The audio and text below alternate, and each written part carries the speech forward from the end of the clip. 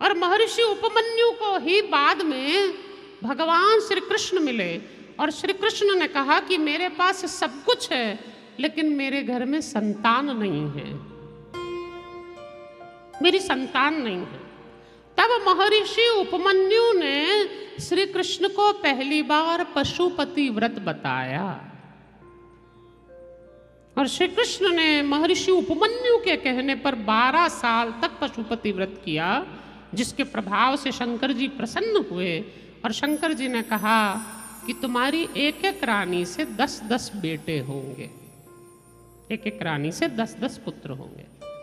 और इसमें जामवती के गर्भ से साक्षात मेरा और भगवती पार्वती का मिला स्वरूप, अम्बा का मिला स्वरूप प्रकट होगा, इसलिए उसका नाम सांब रखा जाएगा, सा अम्ब। इसलिए शंकर और पार्वती का युगल रूप, दोनों की मिली हुई शक्ति था सांब, जो श्री कृष्ण का पुत्र बना।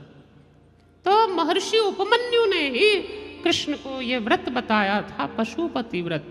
अब सोचिए आप, श्री कृष्ण ने पशुपति व्रत किया है तो कृष्ण भगवान आपकी तरह करते होंगे क्या कि 5 दिए 6 दिए ले गए, 5 मंदिर में लगाए, घर में लाए, सीधे दरवाजे पे लगा दिया, ऐसे कर दिया वैसे कर दिया, 5 सोमवार सफेद साड़ी पहन के चले गए। शंकर जी का ऐसा व्रत होता होगा क्या? कृष्ण भगवान ऐसा करते होंगे क्या? कृष्ण भगवान ने ऐसे व्रत नहीं किया। व्रत का विधान बड़ा विशाल विस्तृत है। इसलिए श्री कृष्ण ने उपमन्यु से यह व्रत लिया और इन्हीं उपमन्यु के फिर शिष्य बने महर्षि संदीपनी। उपमन्यु ने यह तपस्या कहाँ की थी? उपमन्यु ने श्री कृष्ण को यह व्रत अवंतिकापुरी में बताया, उज्जैन में, और वहां पर महर्षि संदीपनी से फिर भगवान श्री कृष्ण ने विद्या प्राप्त की। इसीलिए उपमन्यु के शिष्य हैं सांदीपनी और सांदीपनी के शिष्य हैं श्री कृष्ण। श्री कृष्ण के दादा गुरु थे उपमन्यु, श्री कृष्ण के गुरु के भी गुरु उपमन्यु।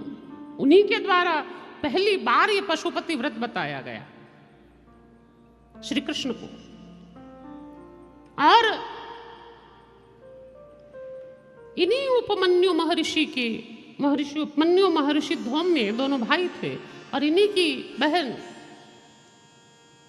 महर्षि व्याघ्रपाद की कन्या, जिनको शेर जैसे पैर मिले, आंखें मिली, इन्हीं की बेटी ये भगवान के गण नंदिकेश्वर, नंदी की पत्नी बनी, नंदी की पत्नी बनी। इसलिए जो उपमन्यु की बहन है यही नंदी भगवान की पत्नी है, नंदी भगवान की पत्नी। श्लोक प्रमाण के लिए हैं, जब प्रसंग आएगा मैं आपको सुनाऊंगा, प्रमाण के पूरे श्लोक दूंगा जहां बताया जा रहा है कि व्याघ्रपाद के पुत्र उपमन्यु हुए।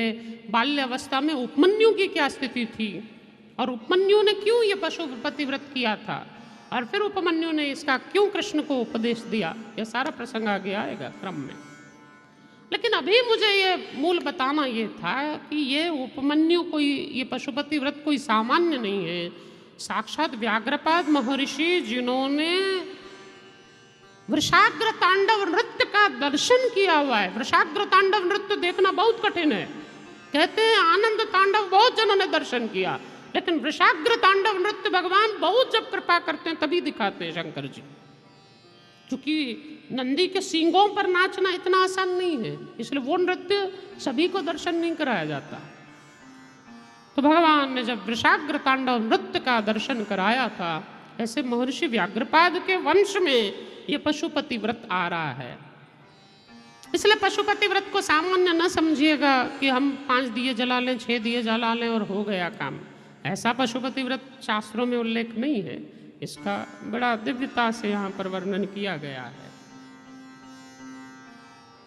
तो ऐसा वृषाग्र तांडव नृत्य भी शंकर भगवान ने प्रदोष काल में ही दिखाया, क्योंकि महर्षि व्याघ्रपाद का जो भरोसा था, विश्वास था कि किसी न किसी दिन महादेव मुझ पर कृपा करेंगे, और उन्होंने उस नियम को आजीवन निर्वाह किया कि भौरा जब तक जूठा न करे उसके पहले ही मैं पुष्पों का चयन करूं और शिव जी पर चढ़ाऊं।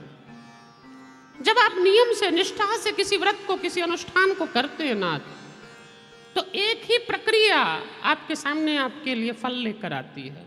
एक विधि को निष्ठापूर्वक करिए। कुछ नहीं तो रोज मंदिर में झाड़ू लगाइए।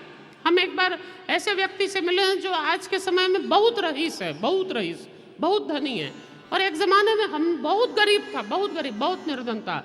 उससे हमने पूछा कि तुमने ऐसा क्या किया? बोले कुछ नहीं किया महाराज जी, जीवन भर शिव मंदिर में झाड़ू लगाता था।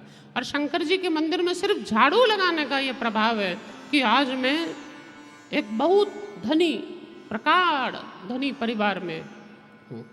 खूब धन है, अपार संपदा। शंकर भगवान सब कुछ देते हैं, केवल एक चीज, एक सेवा।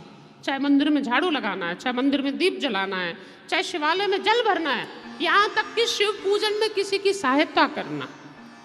भगवान इससे बड़े प्रसन्न होते हैं जब आप शिव पूजा में, देखिए ना, व्याघ्रपाद ने कुछ नहीं किया, व्याघ्रपाद ने महर्षि पतंजलि की भी सहायता की। महर्षि पतंजलि जब पूजा करते तो व्याघ्रपाद जी जाकर जो फूल चुन कर लाते थे, बेल पत्ते चुन कर लाते थे, वो महर्षि पतंजलि को भी देते कि लो तुम भी ये शिवलिंग पर चढ़ाओ। इसलिए आप जब मंदिर में जाएं, कभी संकीर्णता ना रखें अपनी दृष्टि में कि मैं फूल लाया हूं, मैं बेलपत्र लाया हूं और वो आप चढ़ा दें। नहीं, अगर आपके आसपास आपको ऐसा कोई दिखता है कि किसी के पास बेलपत्ते नहीं हैं, फूल नहीं हैं, तो उसको बेलपत्ते दे दीजिए, उसको फूल। जैसे हरीश ने बाहर बेलपत्ते, फूल सब लगाया हुआ है कि जो भी चाहे उसको सहायता मिले, मदद मिले, जो चाहे वो सेवा में प्रयोग कर सके। इसीलिए बहुत आवश्यक है नाथ, बहुत आवश्यक है कि आप बेलपत्र, पुष्प, जिसको आवश्यकता है उसको प्रदान करें, उसको सेवा करने दें, सेवा का मौका दें।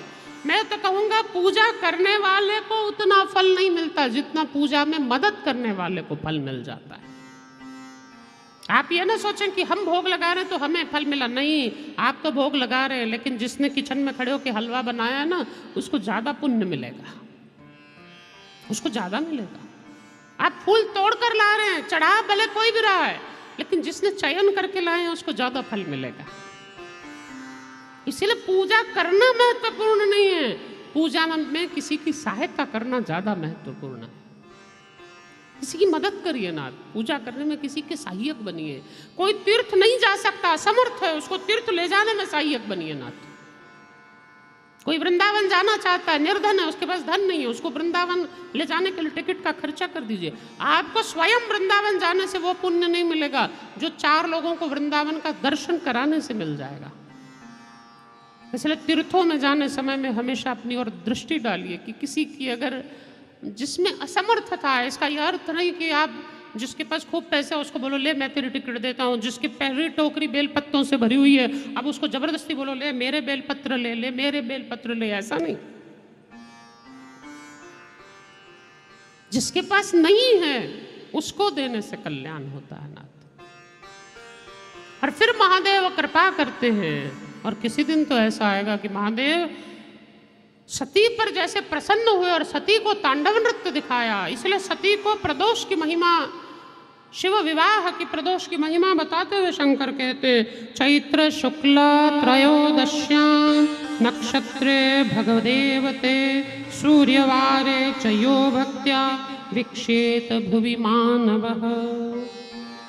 चैत्र मास के रविवार की त्रयोदशी यानी प्रदोष का यदि कोई व्रत करेगा, उस दिन जो मनुष्य भक्ति पूर्व, भक्ति भाव से शंकर भगवान के दर्शन करेगा, उसके सारे पाप नष्ट हो जाएंगे, समस्त पाप नष्ट हो जाएंगे।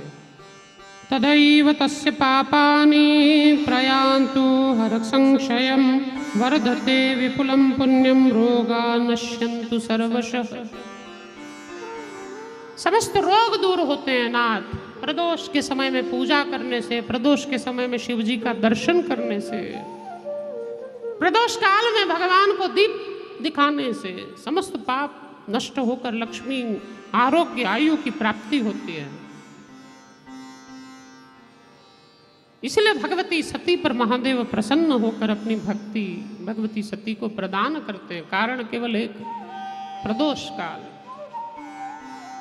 शंकर जी प्रसन्न हो जाते हैं और तब शंकर जी अपने हाथ का डमरू बजाते हैं और भगवती सती को प्रसन्न करते हैं। इसलिए नाथ हो हाथ डमरू बाजे